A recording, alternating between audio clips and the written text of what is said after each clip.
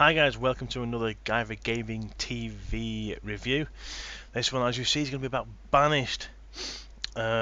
This is a resource management type game.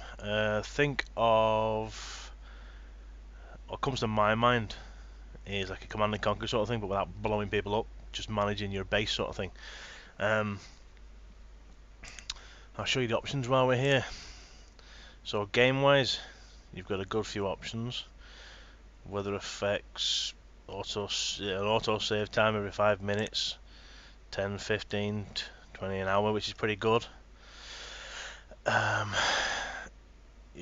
temperature, degrees, and all things like that. It's a good good options for the game. Video wise is pretty good. You can do it DX11 or DX9 now. Your resolutions are pretty good.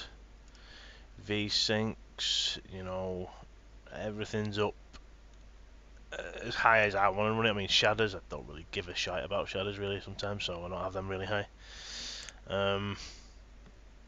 Music I have right down, because I usually listen to music on my computer when I'm playing. Inputs, so all your keys are changeable, which is very handy. The shortcut keys to get to the menus, which I'll show in a bit, is really handy. And then your screenshots and whatnot, which you can do through Steam, as this is available on Steam, guys, for 15 quid. Go and get it, because it is a brilliant game. So, options wise, very good indeed. You have multiple tutorials to go through the different things. Getting started, your survival, your food and your trade. Very handy to go through them first, guys. Always go through the tutorials first. Very, very handy. You have achievements in this game. As you see, I'm pretty crap at this game, so I've had no achievements as yet. But I'm working on it. I'm working on it. Excuse my phone going off in the background.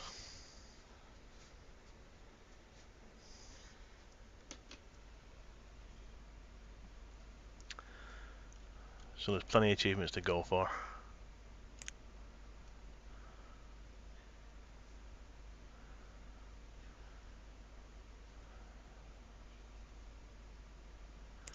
If I load up the map that I'm working on at the moment.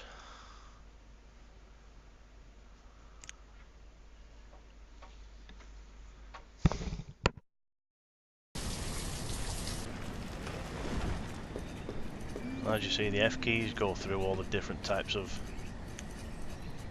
options you have down here, all the way through to F9. Simulations, speeds, tools and reports, homes, housing, roads and bridges, storage, etc, etc. Now these tools menus are what I have around the screen here, so you can have them all up, whatever you want up at the time. For example, the wee map there, move them wherever you want around the screen. But I just have these up so it's easier to see where your people are, what they're doing, how many labourers you've got, etc. Again, this one, if you start getting high on your food or everything, you can increase the limits. And your event log is also handy to see what's going on in the town, who's dying, who's being born, food's low, etc.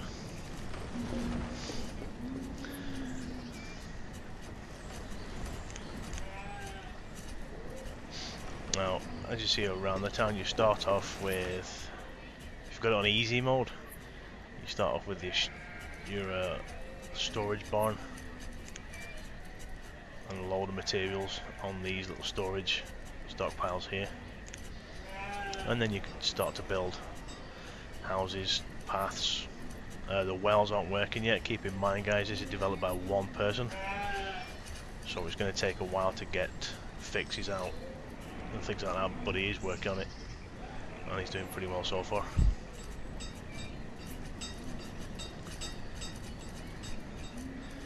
So once you've got the basics going for your little village, you can obviously need food and a way to keep the guys warm, so you build your tailors and your blacksmiths for tools and things like that.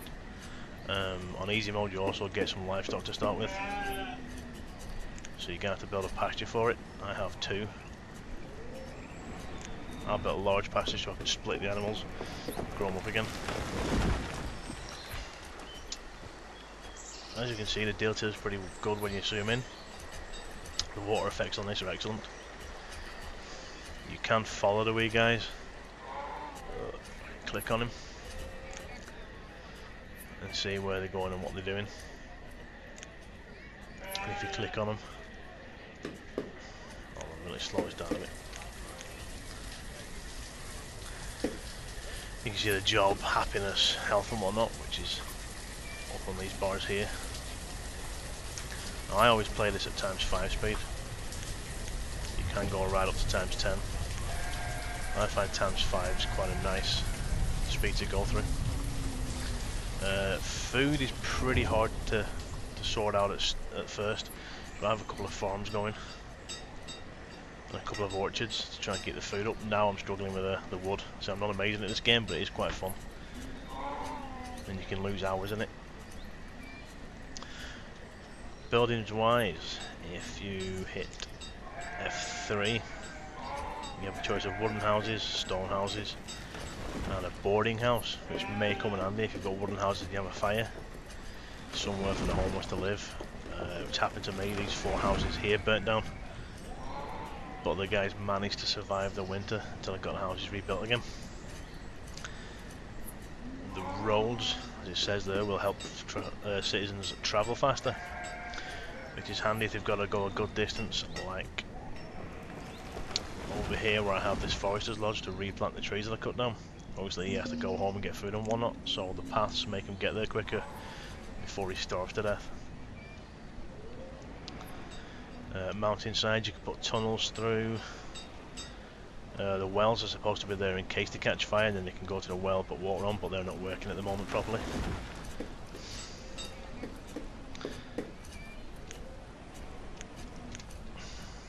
Perfect timing. I have a trading post over here. I just want to just built, so these traders are going to be new, and he will bring items for you to trade. They can bring food, cattle, clothing as this guy has, but you can also put in orders to see what they have.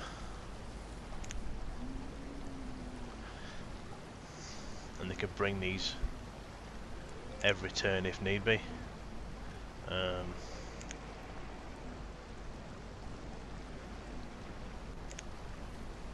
So I'm going to put them on for every visit, so he'll bring them items every visit. So what you have down the side here is what you can trade him for these. That's what they'll cost you, and this is your value. Now I already have a ton of wool coats, so I don't need any. So I will dismiss him and he shall go on his way. But your inventory here is separate from your inventory over here, so if you do get low on food and stuff and you have it in your trading post, put it back across into your main area and that can be used that way. Obviously when you have these bars up, you hit the 1-2 keys to use them, which is really handy, so technically you don't have to use your mouse down here at all. You can just run through with the F keys and your normal 1 to 9 keys.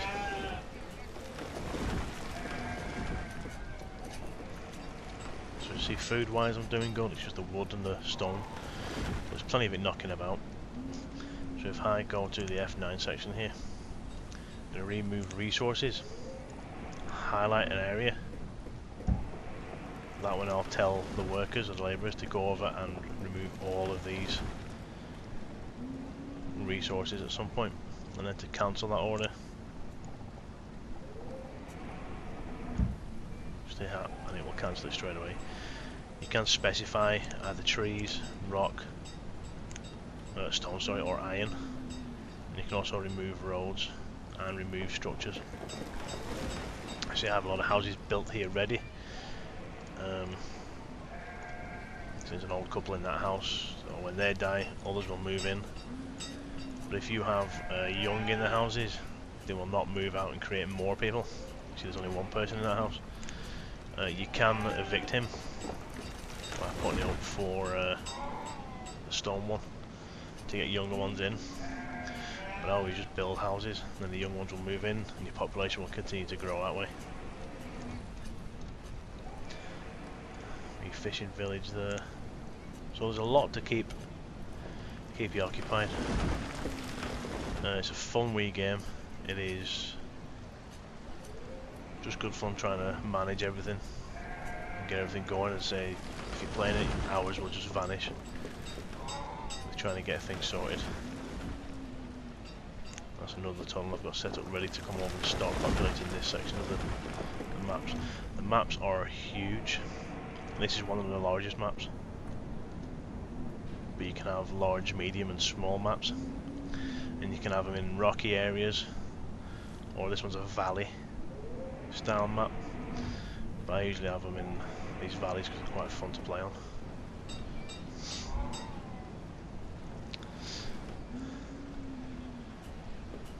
But you see I've got 6 builders aren't needed, so I'll knock that down. And that goes up to 6 labourers. Now your labourers are pretty essential because they'll carry the goods back and forward, etc. As it's winter, I don't need the farmers anymore because they're not doing anything. So they can all go onto labourers. So they'll be carrying the food back and forward, carrying the fish, the rocks and all that sort of thing. You know, the labourers are essential for stuff like that. They'll be going and cutting the trees down and whatnot. So these panels are the ones I have it mainly, and they're really, really handy. Just to micromanage everything and get everything sorted. And I see everybody's freezing their butts off because it's that cold.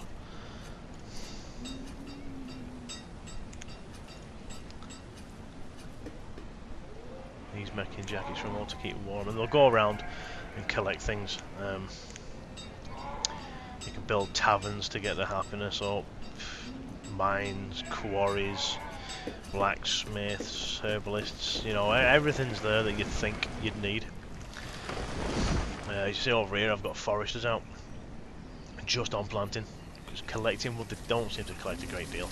So I have them just planting it, and then I'll allocate trees to cut down when needed, you know, when they've grown enough. And the same over here, I've got a few of them foresting cabins around just to keep the growth going. But when you get enough stuff to put in your trading post, then you know you can start trading for logs, you can start trading for tools or whatnot, you know, whatever you need you can trade for. Early spring again, too much talking, not enough watching what I'm doing. Now, crop fields and whatnot, you'll start with 1 or 2 types of crop. Now if a trader comes, he may have more seeds, so you can vary the food, which will get the health up for a varied diet. So my health on these guys is pretty high because I have a couple of different style crops. I've got the corn, the cabbage, I've got pear trees, I've got cherry trees, you know, so I've got a varied crop in there to keep the health going. You know, you'll have disasters, you'll have tornadoes coming in, you'll have people die due to starvation, the cold, you know, you have houses burned down. It's for one guy developing this game, he's done an amazing job, and it's very in-depth and extremely enjoyable. I can't recommend it enough, guys. You know, it is fun. You can get problems with your animals, they can get diseases and whatnot, so, you know, highly recommended, people. If you go onto Steam, you can get it on there for £15, and if you go to the website, which, if I remember, I shall put a link down below in the description for you, you can also go to that link and purchase the game from there. But if you want a nice change of pace, guys, you know, running around blowing things up and zombies and whatnot, you know, if you want a nice change of pace, just a nice little game where you can sit back, relax, listen to some music, you know, you don't need to hear what's going on. You know, listen to music, although the sound effects in this are great.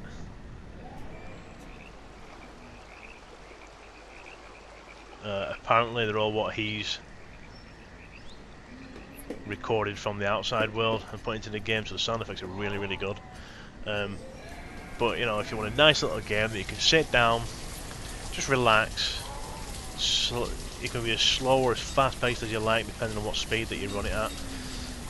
You know, this is a highly recommended game, like, brilliant, brilliant game, great fun.